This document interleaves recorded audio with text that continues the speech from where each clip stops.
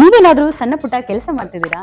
ಅದ್ರಲ್ಲಿ ನಿಮ್ಗೆ ಸಂಬಳ ಸಾಕಾಗ್ತಿಲ್ವಾ? ಇನ್ಕಮ್ ಏನು ಬರ್ತಿಲ್ವಾ? ಬರೋ ಸಂಬಳದಲ್ಲಿ ಜೀವನ ನಡ್ಸಕ್ ಆಗ್ತಿಲ್ವಾ? ಸೈಡ್ ಬಿಸ್ನೆಸ್ ಮಾಡಿ ಇನ್ಕಮ್ ಗಳಿಸೋ ಆಸೆ ಇದೆನಾ? ಹಾಗಾದ್ರೆ ಚಿಂತೆ ಬಿಟ್ಬಿಡಿ, ರಿಯಲ್ ಎಸ್ಟೇಟ್ ಬಿಸ್ನೆಸ್ಗೆ ಬನ್ನಿ. ಬಿಡುವಿನ ಸಮಯದಲ್ಲಿ ಇನ್ಕಮ್ ಜೊತೆಗೆ ಲಕ್ಷ ಲಕ್ಷ ಸಂಪಾದನೆ ಮಾಡಿಕೊಳ್ಳಿ. ನಿಮ್ ಜೀವನದಲ್ಲಿ ರಿಯಲ್ ಎಸ್ಟೇಟ್ ಹೊಸ ತಿರುವು ಕೊಡುತ್ತೆ. ರಿಯಲ್ ಎಸ್ಟೇಟ್ ಉದ್ಯಮದಲ್ಲಿ ಹೆಸರುವಾಸಿಯಾದ SR ಡೆವಲಪರ್ ಜೊತೆಗೆ ಕೈ ಜೋಡಿಸಿ. SR ಡೆವಲಪರ್ ಅವರು ಲೇಔಟ್ ನಿರ್ಮಾಣ ಮಾಡಿ ಸೈಟ್ ಸೆಲ್ಲಿಂಗ್ ಅಲ್ಲಿ ನಂಬರ್ 1 ಸರ್ವಿಸ್ ಕೊಡ್ತಾರೆ. ಡಾಕ್ಯುಮೆಂಟ್ ಪರ್ಫೆಕ್ಟ್ ಇರುತ್ತೆ, ನಿಮ್ ದುಡ್ಡಿಗೆ ಗ್ಯಾರಂಟಿ ಇರುತ್ತೆ, ನಿಮ್ ಫ್ಯೂಚರ್ ಸಹ ಚೆನ್ನಾಗಿರುತ್ತೆ. ಇವರ ಲೇಔಟ್ಗಳು ಇರುವ ಸ್ಥಳ ಲಿಂಗಸ್ಕೂರು, ಮಾನ್ವಿ, ಹಟ್ಟಿ, ಕವಿತಾಳ ಹಾಗೂ ಶಹಾಪುರ. ನೀವು ಯಾವ ಲೊಕೇಶನ್ ಆದ್ರೂ ಕೆಲಸ ಮಾಡಬಹುದು. ಒಂದು ಕರೆ ಮಾಡಿ ಅಥವಾ ಕಚೇರಿಗೆ ಭೇಟಿ ನೀಡಿ. ನೀವು ಒಳ್ಳೆ ಉದ್ಯಮದಲ್ಲಿ ಭಾಗಿಯಾಗಿ ನಿಮ್ಮ ಲೈಫ್ ನ ಲೀಡ್ ಮಾಡ್ಕೊಳ್ಳಿ. ಕರ್ನಾಟಕ ರಾಜ್ಯ ಗ್ರಾಮ ಆಡಳಿತಾಧಿಕಾರಿಗಳ ಕೇಂದ್ರ ಸಂಘ ರಾಯಚೂರು ತಾಲೂಕು ಘಟಕದ ವತಿಯಿಂದ ಅನಿರ್ದಿಷ್ಟಾವಧಿ ಮುಷ್ಕರಕ್ಕಿಳಿಯಲಾಗಿದೆ. ಗ್ರಾಮ ಆಡಳಿತಾಧಿಕಾರಿಗಳಿಗೆ ಮೂಲಭೂತ ಸೌಲಭ್ಯಗಳನ್ನು ಒದಗಿಸಬೇಕು, ಸೇವಾ ಸೌಲಭ್ಯಗಳನ್ನು ಕಲ್ಪಿಸುವ ನಿಟ್ಟಿನಲ್ಲಿ ಹಲವು ಬೇಡಿಕೆಗಳ ಈಡೇರಿಕೆಗಾಗಿ ಆಗ್ರಹಿಸಿ ಮುಷ್ಕರ ಪ್ರಾರಂಭವಾಗಿದೆ.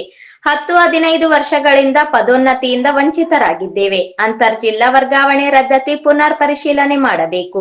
ಸ್ವಂತ ಕಟ್ಟಡ ಹಾಗೂ ಮೂಲಭೂತ ಸೌಕರ್ಯಗಳನ್ನು ಒದಗಿಸಿಕೊಡಬೇಕು.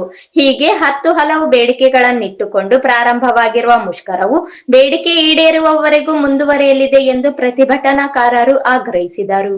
ಸಚಿವರ ಮುಂದೆ ನಾವು ಈ ಬೇಡಿಕೆಗಳನ್ನು ಈಡೇರಿಸಲು ನಾವು ಮನವಿಯನ್ನು ಪತ್ರವನ್ನು ಸಲ್ಲಿಸುತ್ತೇವೆ.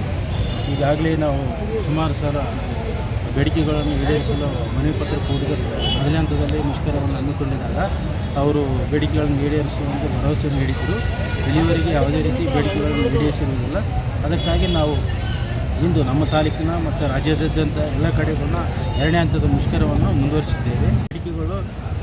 ಈಗ ನಮ್ಮ ಬೇಡಿಕೆಗಳು ಮೂಲಭೂತ ಸೌಲಭ್ಯಗಳನ್ನು ಒದಗಿಸಿಕೊಳ್ಳುವ ಬಗ್ಗೆ ನಮಗೆ ಇದುವರೆಗೆ ಆದರೂ ಕೂಡ ಒಂದು ಯಾವುದೇ ಕಟ್ಟಡ ಇಲ್ಲ, ಕುಂದಿರಲಿಕ್ಕೆ ಯಾವುದೇ ರೀತಿಯಾಗಿ ಚೇರ್ ಇಲ್ಲ, ಯಾವುದೇ ರೀತಿಯಾಗಿ ವ್ಯವಸ್ಥೆ ಕೂಡ ನಮಗೆ ಇದುವರೆಗೂ ಕೂಡ ಸರ್ಕಾರದ ಕಡೆಯಿಂದ ಮಾಡಿಲ್ಲ. ಅದಾದರೂ ಕೂಡ ಕೆಲವೊಂದು ನಾವು ಈಗೇನು ಗೌರ್ಮೆಂಟ್ಲಿಂದ ಸರ್ಕಾರದಿಂದ ಬಿಡುವಂಥ ಆ್ಯಪ್ಗಳು ಯಾವುದು ಆಧಾರ್ ಸೀಡಿಂಗ್ ಆ್ಯಪ್ ಆಗಲಿ ಇನ್ನಿತರ ಆ್ಯಪ್ಗಳಾಗಲಿ ಇವೆಲ್ಲವೂ ಕೂಡ ಇವು ಎಲ್ಲ ಆನ್ಲೈನ್ಗಳಿಗೂ ಕೂಡ ನಾವೇ ಖರ್ಚು ಮಾಡುವಂಥ ಪರಿಸ್ಥಿತಿ ಒದಗಿ ಬಂದಿದೆ. ಇದರಿಂದ ಭಾಳ ತೊಂದರೆ ಕೂಡ ನಾವು ಅನುಭವಿಸ್ತಾ ಇದ್ದೀವಿ. ಇನ್ನೂ ಹಲವಾರು ಸಮಸ್ಯೆಗಳಿದ್ದಾವೆ.